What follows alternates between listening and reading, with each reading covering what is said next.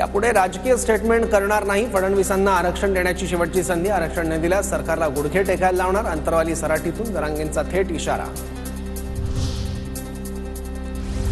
ST आरक्षणाची अंमलबजावणी करण्यासाठी धनगर समाज आक्रमक, सरकारच्या शिष्टमंडळासोबतच्या चर्चेनंतरही धनगर उपोषणकर्ते आंदोलनावर ठाम. विधानसभा निवडणुकीच्या आधी महामंडळांचं वाटप झालेल्या महामंडळात शिंदेंच्या शिवसेनेच्या नेत्यांचीच नावं, भाजप आणि दादा गटाकडून अद्याप कुणाचंही नाव नाही. मंत्रिमंडळाच्या प्रतीक्षेत असलेल्या संजय शिरसाटांची महामंडळावर वर्णी, संजय शिरसाटांची सिडको महामंडळाच्या अध्यक्षपदी नियुक्ती.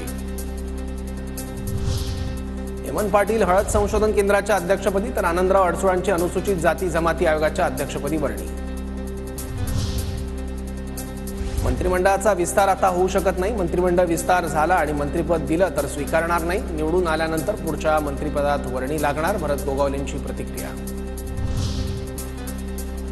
नोव्हेंबरच्या दुसऱ्या आठवड्यात निवडणुकीची शक्यता, निवडणुका 2 टप्प्यात होण्याचा अंदाज, अनौपचारिक चर्चेत मुख्यमंत्री शिंदेंची माहिती.